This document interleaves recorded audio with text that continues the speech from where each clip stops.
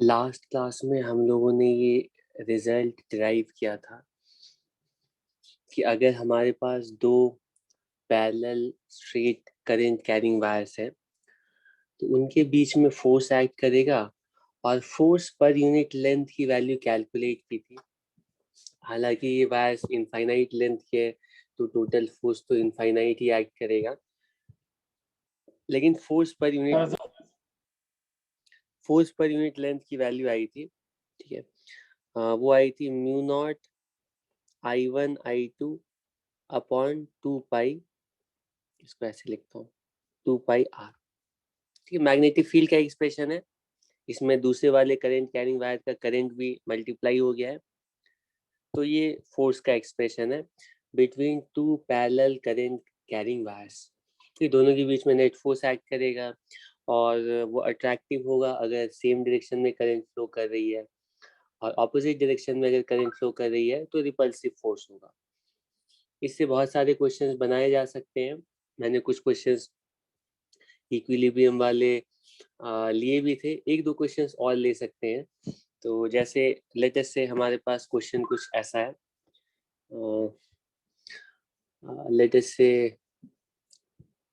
Latest से चलो सब में सेम डायरेक्शन में करंट है, ठीक है, इनफाइनाइट या लॉन्ग करंट कैरिंग वायर्स है कुछ इस तरह से, और ये जो करंट कैरिंग वायर्स है लेटेस्ट से वो स्क्वायर के, उनका क्रॉस सेक्शन जो है ना वो स्क्वायर फॉर्म कर रहा है। तो ये वायर्स कैसे रखे गए समझ में आ रहा है? बिल्कुल प्लेन के परपेंडिकुलर। इन सब में नेट इन सब के ऊपर नेट फोर्स कितना एक्ट कर रहा है कैलकुलेट करने को कहा गया है। कितना आएगा ट्राई करो।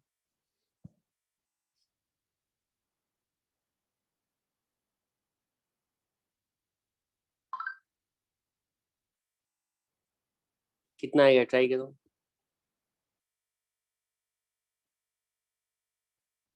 इन सब में करंट पास कर रहा है आई और स्क्वायर की साइड लेंथ है स्मॉल ए।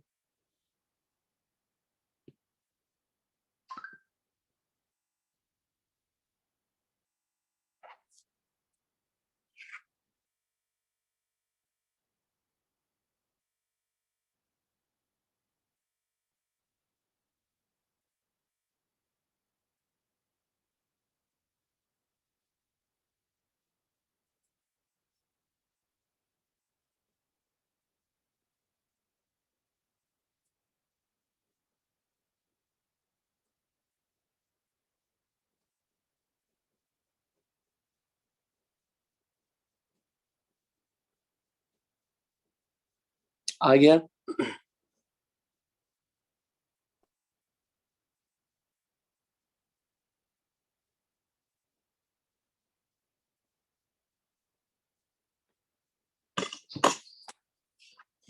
ये नेट फोर्स का जो एक्सप्रेशन होगा वो अनडाउटेडली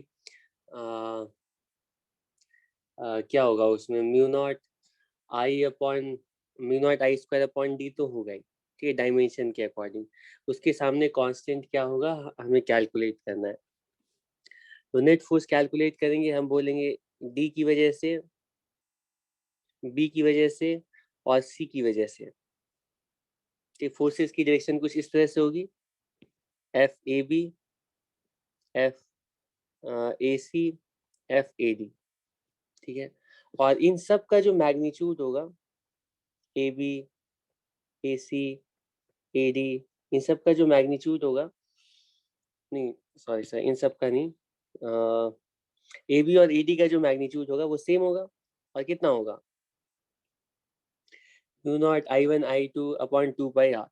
तो mu not I square upon 2 pi A। ठीक है, और ओके गुड गुड गुड। ठीक है, और AC का जो AC का जो मैग्नीट्यूड होगा वो कितना होगा, वो √2 टाइम्स हो जाएगा, है ना, मतलब √2 के फैक्टर से ठीक है कम होगा, ये √2 पाई A। ये वाली डिस्टेंस √2 हो गई है, बाकी करंट तो सेम है। रिजल्टेंट कितना होगा, तो पहले हमें इन दोनों का रिजल्टेंट निकालना पड़ेगा और फिर उसको AC के साथ ऐड करना पड़ेगा।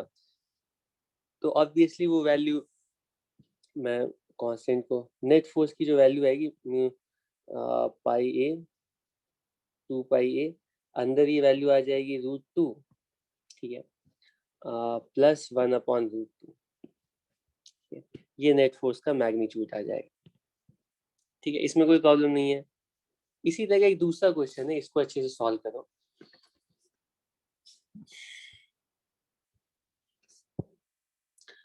दूसरा क्वेश्चन है, इसको ट्राई करो। तो लेट अस से मान लो कोई सीलिंग है और सीलिंग पे ना इक्वल इंटरवल पर स्ट्रिंग्स को कनेक्ट करके, स्ट्रिंग को टाई करके हम बहुत लॉन्ग लॉन्ग वायर्स को होल्ड करके रखे हैं। ठीक है, मतलब लेट अस से हमारी सीलिंग कुछ इस टाइप की है, ये सीलिंग है, ठीक है, ठीक है, और इस सीलिंग के थ्रू हम स्ट्रिंग्स को यूज करके, ठीक, वायर्स को होल्ड करके रखे हैं। तो वायर्स लेट अस से कुछ इस तरह से है वायर, ठीक है, और कुछ इस तरह से वायर, ठीक है, और ये स्ट्रिंग्स के थ्रू ना दोनों को, ठीक है, दोनों को इस तरह से यहाँ पर टाई करके रखा गया है इक्वल इक्वल इंटरवल पर, ठीक है, इक्वल इंटरवल्स पर,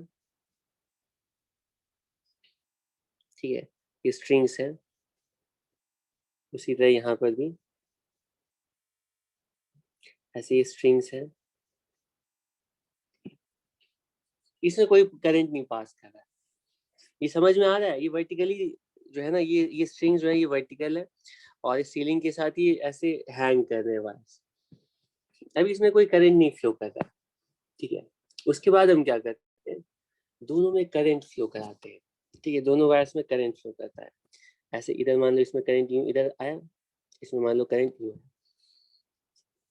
तो जैसे ही करंट फ्लो करेगा इसमें रिपल्शन होगा, रिपल्शन होने की वजह से, तो वायर्स बिल्कुल आइडेंटिकल है, दोनों वायर्स एक दूसरे से दूर जाएंगे, ठीक है। तो कुछ देर के बाद क्या हो रहा है, ये अगर तुम इमेजिन कर पा रहे हो, तो ये जो ग्रीन वाला वायर है ना, वो थोड़ा कुछ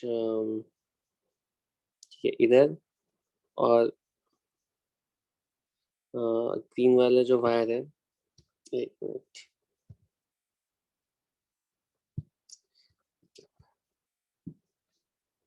ग्रीन वाली जो वायर है कुछ इधर, और ब्लू वाली जो वायर है वो कुछ यहाँ पर ऐसे। मैं इसको इसी से काम चला लेता हूँ, जो बनाया है इसी से काम हो जाएगा हमारा, ठीक है। तो जैसे ही हम करंट पास कराते हैं, तो करंट पास कराने के बाद तुम इमेजिन कर पा रहे हो क्या होगा,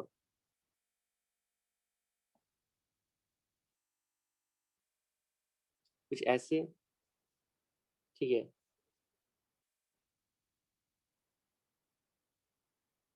कि कुछ ऐसे, तो यहाँ पे सपोर्ट से ना, सीलिंग से इस तरह से हैंग कर रहे हैं, ठीक है। लेट अस से क्वेश्चन में बता दिया गया है हमें, क्वेश्चन में बता दिया गया है कि lambda is the, yes, lambda is the, ठीक है, mass per unit length for the wires, and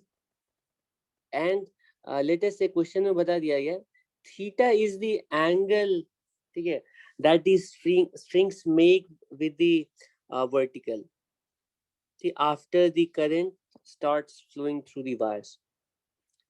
These angles are theta. तो क्वेश्चन में पूछा गया फाइंड द करंट, इनमें करंट कितना पास करा होगा, ट्राई करो।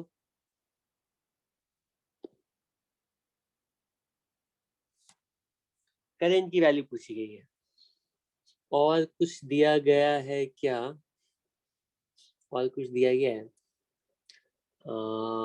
नहीं, नहीं दिया गया है कि नहीं दिया गया है, इसकी लेंथ गिवन है क्या,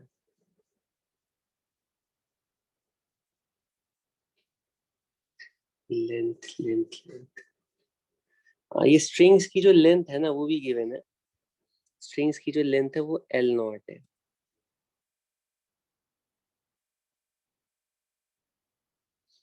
नहीं नहीं नहीं, करंट ऑपोजिट डायरेक्शन में। लास्ट टाइम में हमने डिराइव किया था वो रिजल्ट, मेरे पास यहाँ पे नहीं है। हमने डिराइव किया था कि अगर सेम डायरेक्शन में है तो दोनों के बीच में ना अट्रैक्टिव फोर्स एक्ट करता है। ठीक है, और ये मैंने बताया था ये अनयूजुअल है। इससे पहले हम लोग चार्जेस के लिए पढ़ते हैं, हमारा कंसेप्शन होता है कि लाइक चार्जेस रिपेल करते हैं, लेकिन सेम डायरेक्शन के करंट अट्रैक्ट होते हैं और ऑपोजिट डायरेक्शन के करंट रिपेल होते हैं। तो अगर सेम में करेंगे तब तो ये पास आ जाएंगे और स्टिक कर जाएंगे, न्यूट्रलाइज भी हो जाएंगे, शॉर्ट कर जाएंगे।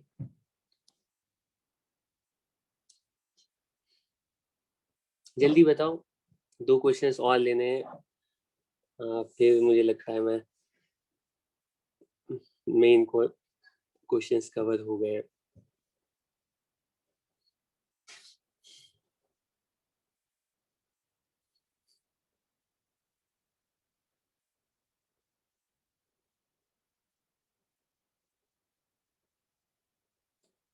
ठीक है, तो इसको सॉल्व करने के लिए हम लोग क्या करेंगे, कोई भी ऐसा करते हैं, लेट अस से इधर से हम देखते हैं कि यहाँ से साइड इधर से देख करके डायग्राम ड्रॉ कर रहा हूँ। ठीक, इस साइड से अगर देखेंगे तो ये फिगर कैसी दिखेगी, तुम इमेजिन कर सकते हो कि ये सीलिंग है, ठीक है, और ये दोनों स्ट्रिंग्स हैं थीटा एंगल पर, वर्टिकल के साथ स्ट्रिंग्स थीटा एंगल बना रहे हैं, और ये वायर है। ये ग्रीन वाला किधर जाएगा, राइट जाएगा या लेफ्ट जाएगा, अगर यहाँ से देख रहे हैं तो किधर जाएगा, लेफ्ट और राइट? अरे इतना टाइम क्यों लगाते तुम लोग, ये, हाँ वेरी गुड, ये राइट में होगा और ये लेफ्ट में। ठीक है, तुम इमेजिन कर पा रहे हो, ये दोनों जो है ना, ये करंट कैरिंग वायर्स है, वो हमें पॉइंट की तरह दिख रहे हैं, ये बोर्ड के प्लेन के परपेंडिकुलर है, साइड से देखेंगे तो इनमें करंट्स कैसे कैसे फ्लो करने पता है। इसमें करंट कुछ, इसमें करंट कुछ यूं बाहर की तरफ है करंट आई, ये करंट वैसे में कैलकुलेट कर, इसमें सेम करंट अंदर की तरफ है। फोर्स, तो हम टोटल फोर्स नहीं निकालते हैं, हर एलिमेंट, मतलब इसको क्या कहते हैं ना, नहीं नहीं यही होगा। अगर देखो ये करंट इधर जा रहा है ना, तो ग्रीन वायर, तो यहाँ से अगर हम देखेंगे तो उसे बाहर आती है, ठीक है, और करंट दिखेगी, और ब्लू वाली अंदर जाती है, तो वही ड्रॉ किया है। तो अब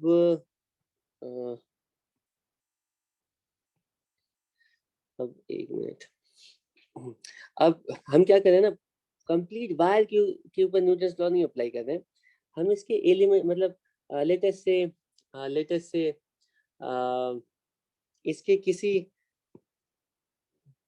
मान लो एल लेंथ के लिए, ठीक है, एल लेंथ ऑफ वायर के ऊपर फोर्स अप्लाई कर रहे हैं, ठीक है, एल लेंथ के ऊपर हम न्यूटन्स लॉ अप्लाई कर रहे हैं, वायर के एल लेंथ के ऊपर न्यूटन्स लॉ अप्लाई कर रहे हैं, क्योंकि पूरा तो इनफाइनाइट वायर है, उसमें सारे फोर्सेस इन्फिनिटी हो जाएंगे, वेट भी इन्फिनिटी हो जाएगा, मैग्नेटिक फोर्स भी इन्फिनिटी हो जाएगा। हम एल लेंथ पर फोर्स निकाल रहे हैं, तो कौन कौन से फोर्सेज एक्ट करेंगे, तो हम बोलेंगे इनके, इसके ऊपर सबसे पहले वेट का फोर्स एक्ट करेगा, कोई भी एक वायर ले लेते हैं, वेट का फोर्स एक्ट करेगा। वेट का फोर्स कितना एक्ट करेगा, एम जी के इक्वल, तो एम कितना होगा, एम होगा लैम्डा टाइम्स एल, ठीक है जी, कोई प्रॉब्लम नहीं है।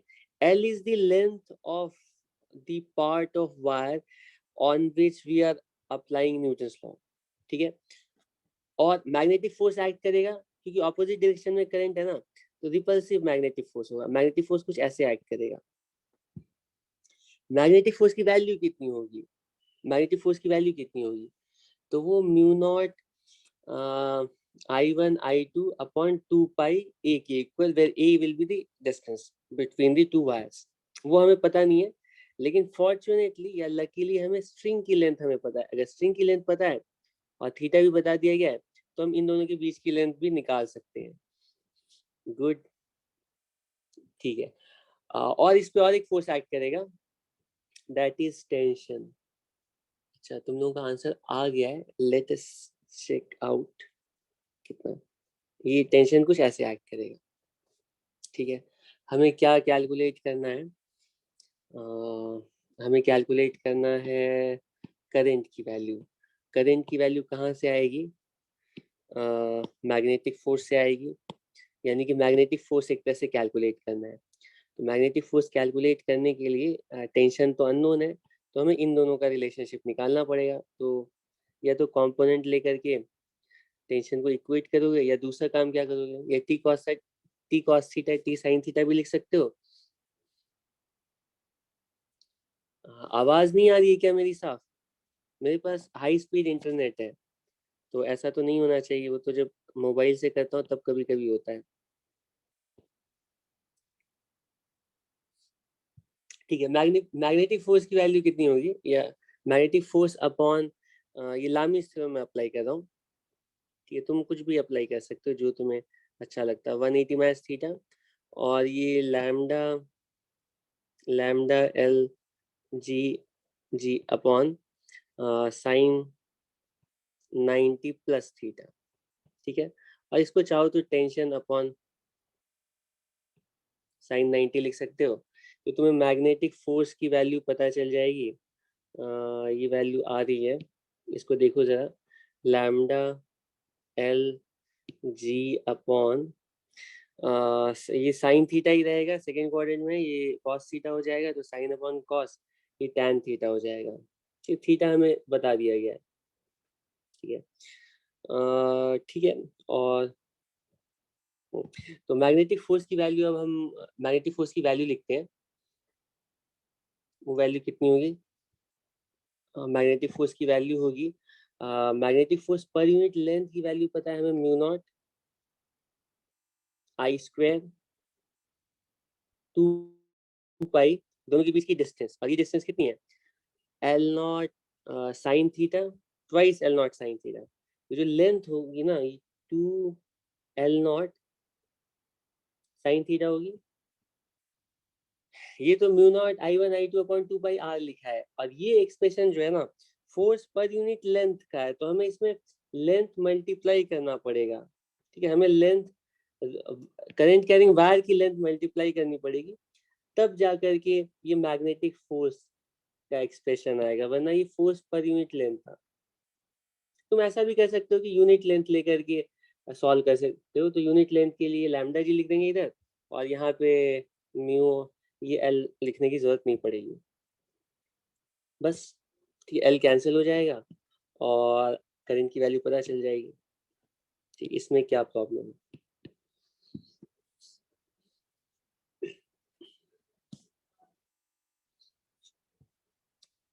एक और पॉपुलर क्वेश्चन है,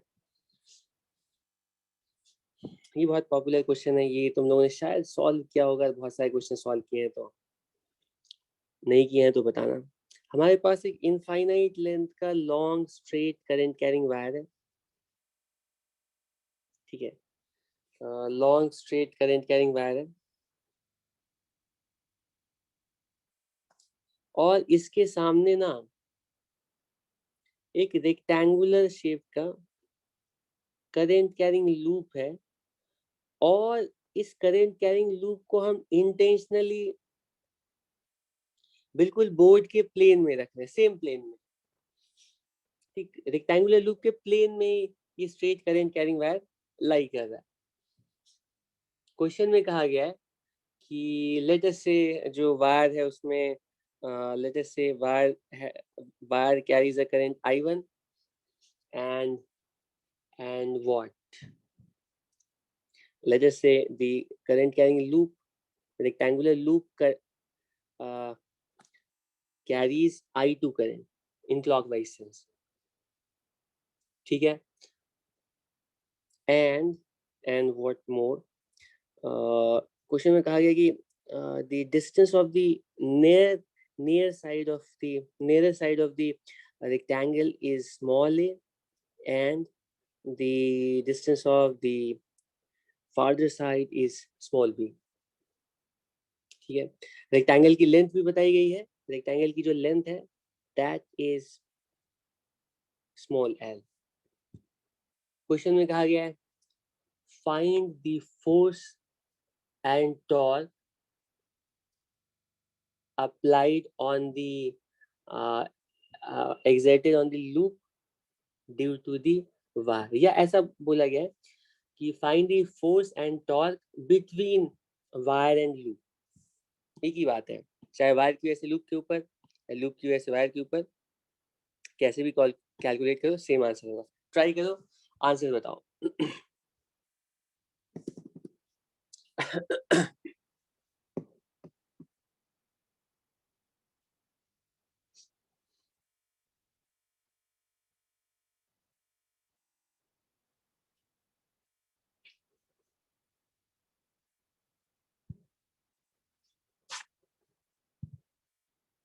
सॉल्व करो और आंसर बताओ।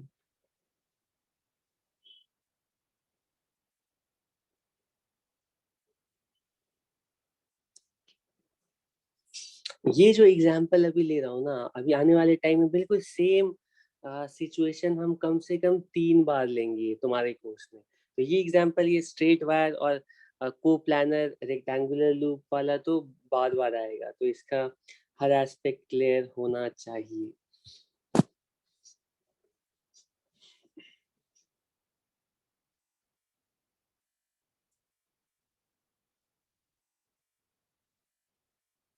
अच्छा ये बताओ, नेट फोर्स की डायरेक्शन किधर होगी?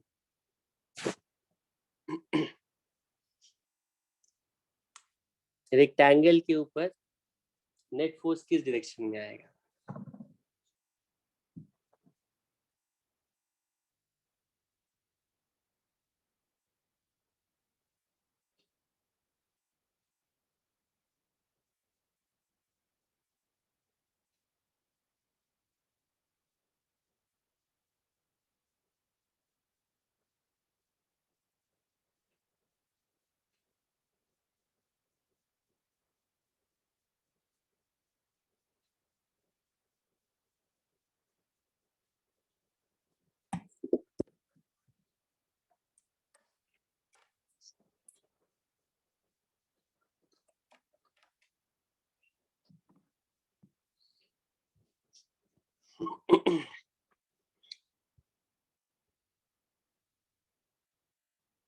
सबसे पहले तो थोड़ा फोर्सेस की डायरेक्शन देख लेते हैं। Towards the wire and torque, एक सेकेंड, तुम लोगों ने सॉल्व कर लिया है, very good. a plus p upon ab, torque, good good. Okay Suhana, तुमने भी आंसर बता दिया है, 1/-1/। ओके, तुम लोग का अलग अलग आंसर है, देखते हैं। अच्छा इतना तो क्लियर है कि ए बी सी डी, ए इसमें कैसे लिखा है, नहीं लिखा है, A B C D, current क्या को, इसमें करंट यूं है, इधर करंट है। ठीक है उबैर, तुम्हारा लग रहा है ठीक ही है इसका मतलब। फोर्सेस, ठीक है, तो तुम ऑब्वियसली बोलोगे कि जो ए बी साइड है, इन दोनों में सेम डायरेक्शन में करंट है, ठीक, स्ट्रेट वायर है, तो इसमें हम डायरेक्टली चाहे तो एक तरीका है कि पहले इनफाइनाइट वायर की वजह से मैग्नेटिक फील्ड निकालो इस तरह से, ठीक है, और उस मैग्नेटिक फील्ड के प्रेजेंस में आई एल क्रॉस बी से फोर्स निकालो, ठीक है, हर पार्ट के ऊपर फोर्स निकालो, नेट फोर्स निकालो। दूसरा तरीका है कि हम पैरेलल वायर्स के बीच में फोर्स जानते हैं, फोर्स पर यूनिट लेंथ की वैल्यू होती है mu naught I1 I2 upon 2 pi ए, तो ये भी तो पैरेलल वायर्स है ना, इनके लिए भी फोर्स वैसे ही निकाल सकते हैं, ठीक, इसकी वजह से ए बी के ऊपर जो फोर्स की डायरेक्शन होगी वो ऑब्वियसली अट्रैक्टिव होगी, ठीक है, क्योंकि दोनों सेम डायरेक्शन में, तो ए बी के ऊपर फोर्स कुछ इधर आएगा, इसका मतलब सी डी के ऊपर ऑपोजिट डायरेक्शन में आएगा, और ऑब्वियसली ए बी क्योंकि पास है तो ए बी स्ट्रांग होगा, सी डी वीक होगा, तो इनका तो रिजल्टेंट हमें लग रहा है, लेकिन यहाँ पे बी सी भी है और डी ए भी है। बी सी और डी ए के ऊपर फोर्स कैसे एक्ट करेगा, किधर एक्ट करेगा, तो बी सी में करंट कुछ यूं जा रहा है, ठीक है, और डी ए में कुछ इधर जाएगा, और बीसी वाले, हाँ वेरी गुड, बीसी के ऊपर अगर हम फोर्स कैलकुलेट करेंगे तो उसके लिए हमें सोचना पड़ेगा कि ये करंट कैरिंग वायर है, और करंट कैरिंग वायर के ऊपर जब भी हम फोर्स कैलकुलेट करते हैं तो हम देखते हैं कि मैग्नेटिक फील्ड कितनी है, ठीक है, और अगर यूनिफॉर्म मैग्नेटिक फील्ड होती है तो सिर्फ उस केस में कंप्लीट वायर के ऊपर हम एक बार में फोर्स बता सकते हैं आई एल क्रॉस बी से। लेकिन यहाँ पे मैग्नेटिक फील्ड यूनिफॉर्म कहाँ है? ये तो नॉन यूनिफॉर्म मैग्नेटिक फील्ड है। यहाँ पास में स्ट्रॉन्ग मैग्नेटिक फील्ड होगी और बाद में मैग्नेटिक फील्ड लाइंस वीक होते जाएंगी।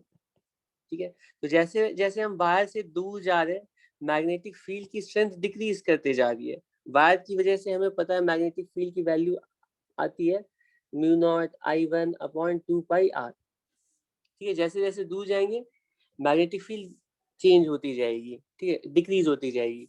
तो बीसी वायर के ऊपर ना फोर्स हम एक बार में नहीं निकाल पाएंगे। तो ऑप्शन क्या, ऑप्शन ये है कि इसको छोटे छोटे एलिमेंट्स पे फोर्स निकालते हैं। ठीक है, तो तुम बीसी वायर का कोई भी एलिमेंट सेलेक्ट करो, ये एलिमेंट है। ठीक है, तुम्हें याद दिला दूं कि मैग्नेटिक फील्ड के अंदर किसी भी एलिमेंट के ऊपर जो मैग्नेटिक फोर्स एक्ट करता है वो I D L cross B act करता है।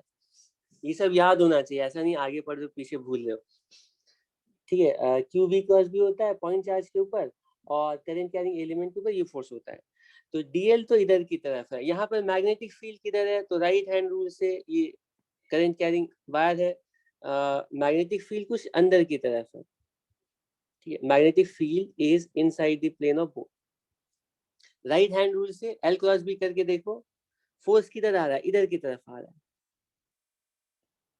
ठीक है, लेकिन अगर तुम और थोड़ा एनालाइज करोगे, बिल्कुल वैसा ही एलिमेंट ना साइड डी में भी एग्जिस्ट कर रहा है यहाँ पर। ठीक है, सब कुछ सेम है, बस डीएल रिवर्स हो गया। वहां मैग्नेटिक फील्ड भी सेम है, डीएल भी सेम है, सब कुछ सेम है। ठीक है, सिर्फ करंट की डायरेक्शन रिवर्स हो गई। तो इसके ऊपर जो फोर्स एक्ट करेगा ना वो भी रिवर्स हो जाएगा, बाकी फोर्स का मैग्नीट्यूड अलग अलग नहीं होगा। तुम देख सकते हो कि इस वाले एलिमेंट पर, इस वाले एलिमेंट पर करंट कैरिंग वायर की वजह से अलग अलग फोर्स नहीं एक्ट कर सकता, बिल्कुल सेम एक्ट करेगा ऑपोजिट डायरेक्शन में। ठीक है, तो एलिमेंट्स के ऊपर फोर्सेस की वैल्यू कैंसिल ही होंगी। ओवरऑल जो फोर्सेस है ना, ये पास का एलिमेंट है, डीएल तो मान लो हर जगह सेम है, लेकिन क्योंकि पास का एलिमेंट है यहाँ पे मैग्नेटिक फील्ड स्ट्रांग होगी तो यहाँ पे फोर्स स्ट्रांग एक्ट कर रहा होगा, लेकिन उतना ही स्ट्रांग इधर होगा। और जैसे जैसे आगे चलते जाएंगे एलिमेंट्स के ऊपर फोर्स की जो वैल्यू है ना वो डिक्रीज कर रही होगी। ठीक है, वैसे ही दूसरी साइड भी फोर्सेस की वैल्यू डिक्रीज, लेकिन ये सारे फोर्सेस जो है ना element by element, element by element, ये पेयर वाइज कैंसिल हो जाएंगे। डीसी और डीए के ऊपर की वजह से नेट फोर्स 0 होगा। ठीक है, जो भी फोर्स आएगा एबी की वजह से, सीडी की एबी और सीडी की वजह से, और एबी और सीडी की वजह से हम फोर्स कैलकुलेट कर लेंगे और नेट फोर्स इन्हीं दोनों फोर्सेस के अकॉर्डिंग आएगा। टॉर्क आएगा कि नहीं, ये सारे फोर्सेस सेंटर से पास कर रहे हैं, तुम देख सकते हो कि इन दोनों का लाइन ऑफ एक्शन सेम है, नेट टॉर्क 0, और इन सारे फोर्सेस का भी लाइन ऑफ एक्शन सेम है, नेट टॉर्क 0। ठीक है, और ए बी और सी डी की वैल्यू कितनी होगी? तो ए बी और सी डी कैलकुलेट कर लेते हैं। ए बी और सी डी की वैल्यू कितनी होगी? ए बी सी डी, और इसमें करंट कुछ यूं पास कर रहा है। ठीक है, करंट कुछ यूं, ये I2 करंट है, और ये ए बी है और ये सी डी है। ठीक है, ए बी के ऊपर फोर्स की वैल्यू हम लिख रहे हैं बी आई एल। तुम कोई भी मेथड यूज कर सकते हो, मैं तुम्हें बता रहा हूँ कि या तो म्यू नॉट I1 I2 वाला भी मेथड यूज कर सकते हो। फोर्स पर यूनिट लेंथ लिखो और इसको लिखेंगे आई एल क्रॉस बी।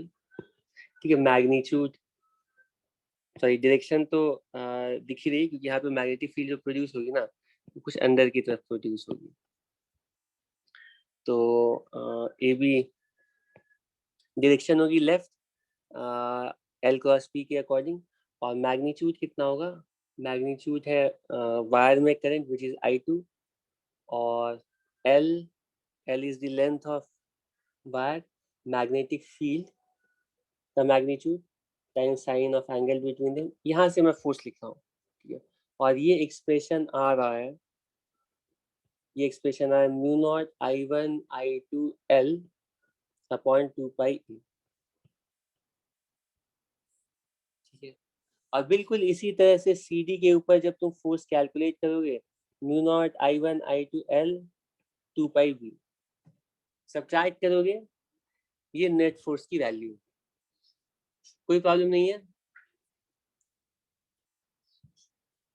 ठीक है, अब मेरे पास दो क्वेश्चंस बचे हुए हैं। एक तो छोटा क्वेश्चन है, ठीक है, और दूसरा क्वेश्चन है एक थोड़ा हेवी क्वेश्चन है, बड़ा क्वेश्चन।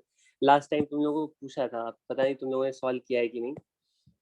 तो कौन सा क्वेश्चन पहले लिया जाए, तुम्हारी चॉइस क्या है? छोटा क्वेश्चन या बड़ा क्वेश्चन?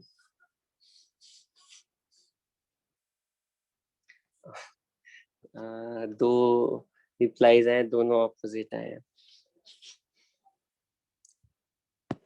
चलो एक काम करता हूँ, ये जो बड़ा क्वेश्चन है इसको ही पहले ले लेता हूँ। ठीक है, ठीक है, ये हमारे पास एक इनफाइनाइटली लॉन्ग सिलेंडर है, ठीक है, और उसमें एक सिलेंड्रिकल कैविटी बनाई गई है, और इसके सॉलिड पार्ट से, ठीक, इसके सॉलिड पार्ट से, ठीक है, करंट जो है ना यूनिफॉर्मली, ठीक है, थ्रू दी वॉल्यूम इस तरह से फ्लो, करंट इस तरह से यूनिफॉर्मली बिल्कुल, ठीक है, फ्लो कर। तो हमें कैविटी वाले पोर्शन में मैग्नेटिक फील्ड कैलकुलेट करनी है, ठीक है। इनफाइनाइटली लॉन्ग सिलेंडर है जिसमें कि करंट बिल्कुल यूनिफॉर्मली पास कर रहा है। करंट यूनिफॉर्मली होने का मतलब है कि इसके किसी भी पार्ट में करंट ज्यादा कम नहीं होगी, बिल्कुल यूनिफॉर्मली करंट पास कर रही है। अच्छा, तुम लोगों ने सॉल्व किया है क्या? कितने लोगों ने सॉल्व किया, हैंड्स रेज करो तो। ये क्वेश्चन सॉल्व कर लिया ऑलरेडी? अच्छा, ओके। अच्छा, बाकी लोगों ने मतलब दो ही, तो क्या करूं इसको, बताऊं कि नहीं बताऊं? बाकी लोग तो नहीं किए तो इसको बता देता हूँ एक बार, थोड़ा जल्दी जल्दी बताऊंगा लेकिन। क्रॉस सेक्शन ड्रॉ करते हैं।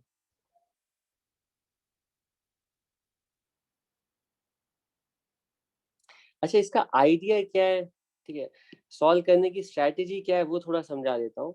कैसे हम सॉल्व करेंगे, ये क्रॉस सेक्शन बना रहा हूँ और टॉप भी ड्रॉ कर रहा हूँ, ये कैविटी कहीं पर भी है, इस तरह से सिलिंड्रिकल कैविटी है, ठीक है, ओके।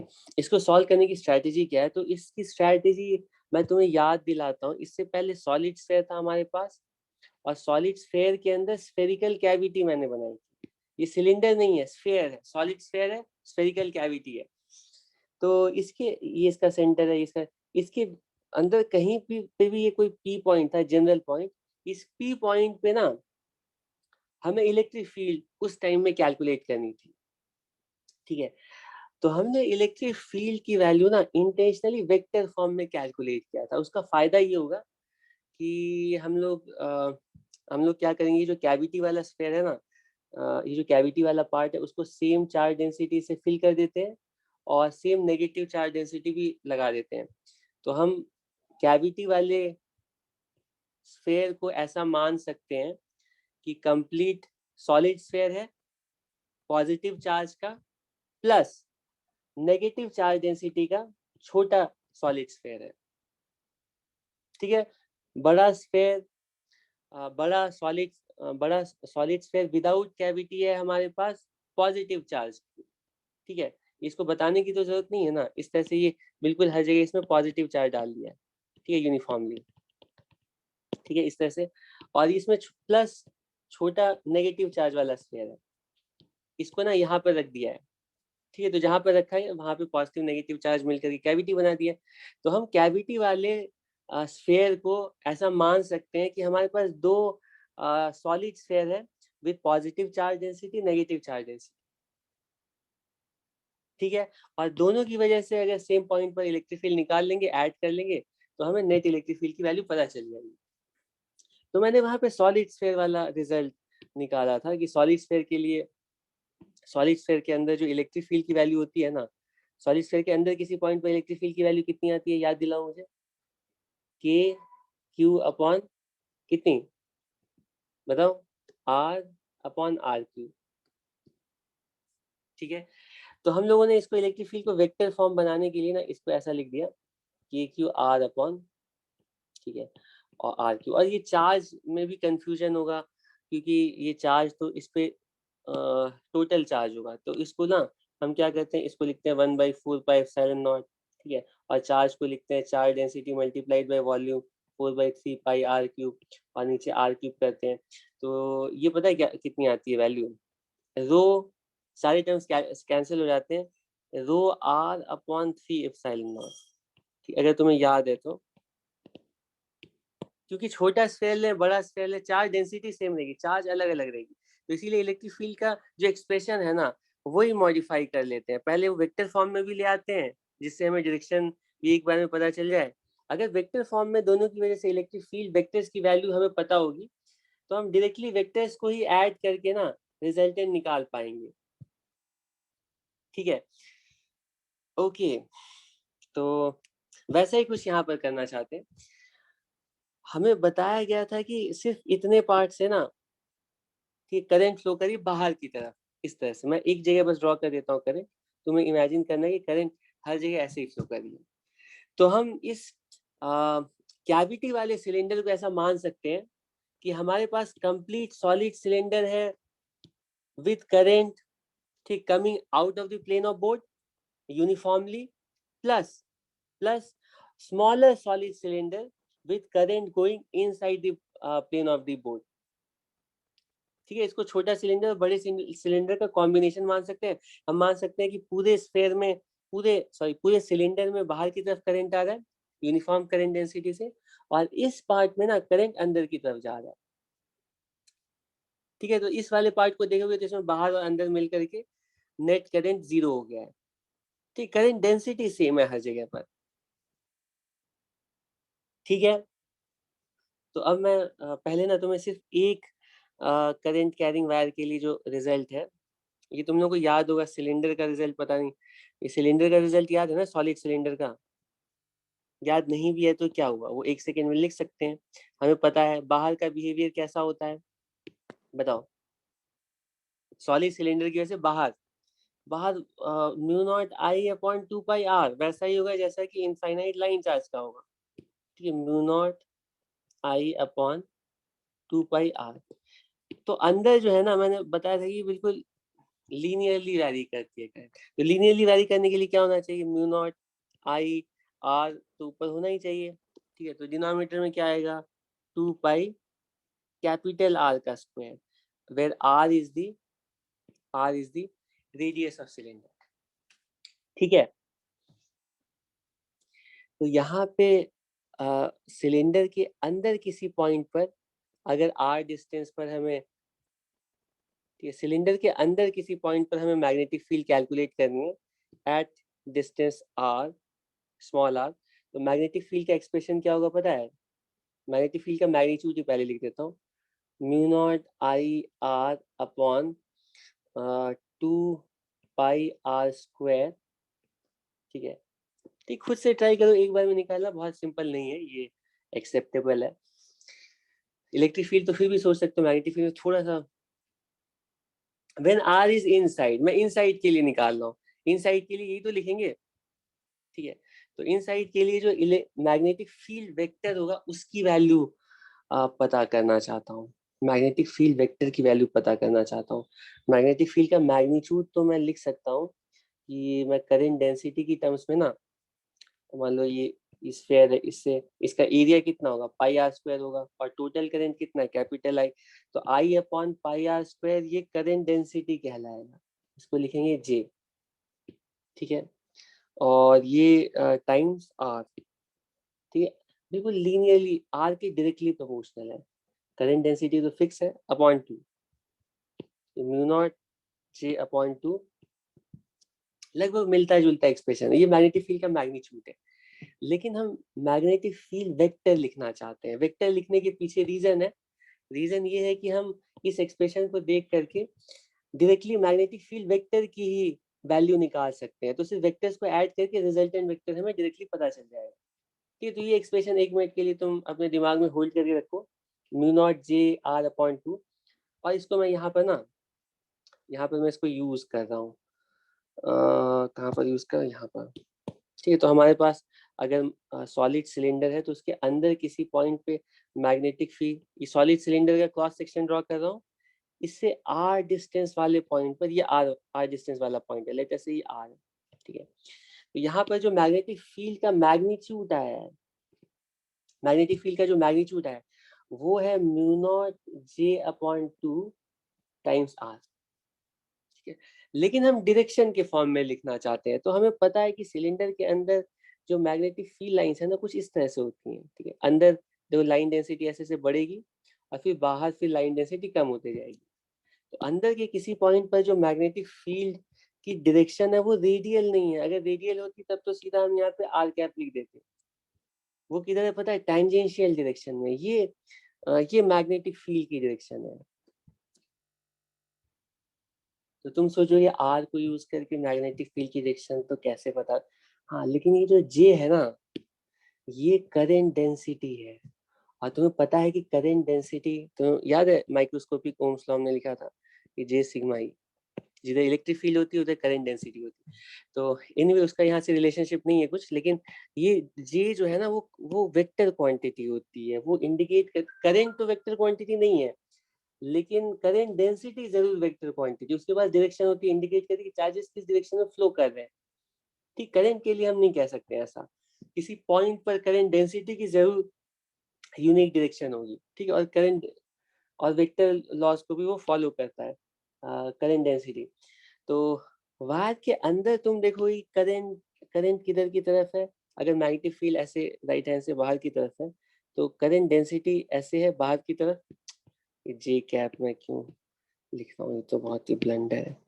जे कैप नहीं है, ये करंट वेक्टर है। ठीक है, करंट डेंसिटी वेक्टर, इसकी जो डायरेक्शन है बाहर की तरफ, और आर की डायरेक्शन कुछ ऐसे है। तो हम सोचते हैं कि ये दोनों परपेंडिकुलर है, तो अगर मैग्नेटिक फील्ड की डायरेक्शन निकालनी है तो मैग्नेटिक फील्ड की डायरेक्शन जो है ना वो और कहीं नहीं, वो good good J cross R के अलॉन्ग आ रही है, जे क्रॉस आर के अलॉन्ग। ठीक है, जे क्रॉस आर के अलॉन्ग, ये मैग्नेटिक फील्ड का कंप्लीट एक्सप्रेशन होगा इन वेक्टर फॉर्म। इस एक्सप्रेशन को यूज करके हम सॉलिड सिलेंडर के अंदर किसी भी पॉइंट पर मैग्नेटिक फील्ड की वैल्यू कंप्लीटली लिख सकते हैं, both in magnitude and direction.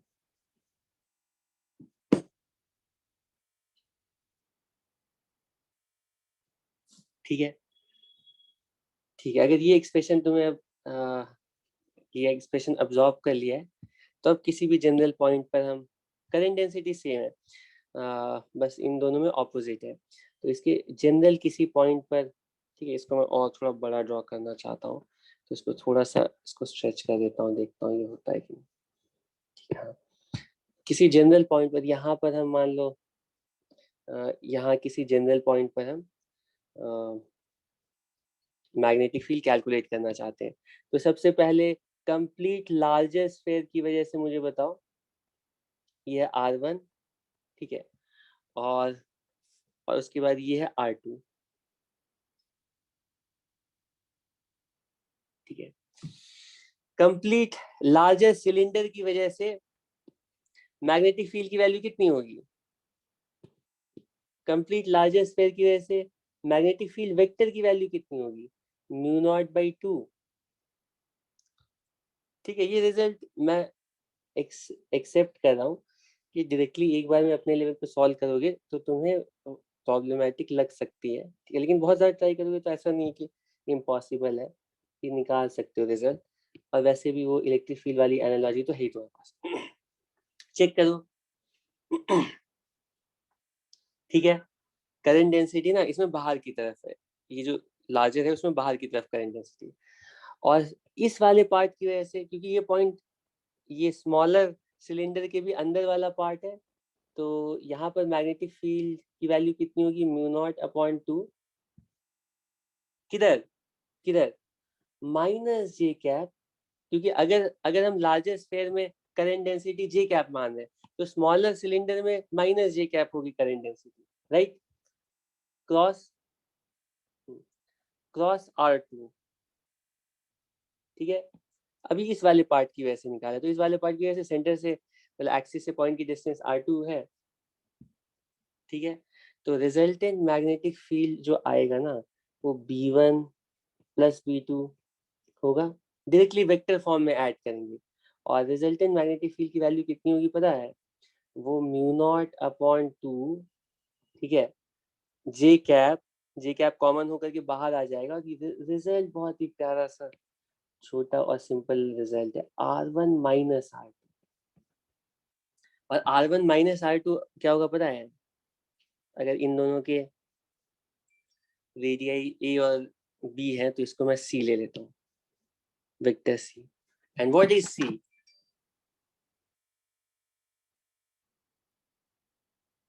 What is C? This is ये फैबुलस। जो रिजल्ट आ रहा है वो बिल्कुल इंडिपेंडेंट ऑफ R आ रहा है, चाहे पॉइंट कहीं पर भी हो, मैग्नेटिक फील्ड की वैल्यू बिल्कुल सेम होगी। सिलेंडर्स को यूज करके भी हम यूनिफॉर्म मैग्नेटिक फील्ड प्रोड्यूस कर सकते हैं, ठीक है। और मैग्नेटिक फील्ड की डायरेक्शन किधर होगी, वो जे क्रॉस सी का मतलब ना वो बिल्कुल सी के परपेंडिकुलर कुछ ऐसे आएगी, ठीक है। बाहर तो मैग्नेटिक फील्ड शायद ऐसे बेंड कर रही है कुछ, ठीक है, और उसकी लाइंस थोड़ी अलग अलग होंगी, लेकिन अंदर जो मैग्नेटिक फील्ड है वो बिल्कुल स्ट्रेट ऐसे हो गई है और बिल्कुल यूनिफॉर्म मैग्नेटिक फील्ड प्रोड्यूस हो रही है। उसकी वैल्यू कितनी है, μ0/2 जे टाइम्स, अगर मैग्नीट्यूड बोलूं तो μ0/2 जे टाइम्स दोनों के सेंटर्स के बीच की डिस्टेंस, ठीक है। तो दैट्स ऑल फॉर टुडे। और जो मुझे क्वेश्चन पूछना था छोटा वाला, बस मैं क्वेश्चन पूछ देता हूँ, वो तुम लोग ट्राई करते रहना बाद में। क्वेश्चन ये था कि एक्स एक्सिस के अलोंग एक वायर को रख देते हैं, करंट ऐसे है, वाई एक्सिस के अलोंग एक वायर को रख देते हैं, करंट ऐसे है। अब इन दोनों वायर्स के बीच में फोर्स और टॉर्क पूछा गया, force and torque, net force क्या होगा, नेट टॉर्क क्या होगा, ठीक है। इसको सॉल्व करना ना, इसको ट्राई करो, कैसे फोर्स एक्ट करेगा बताना तुम लोग, ठीक ये।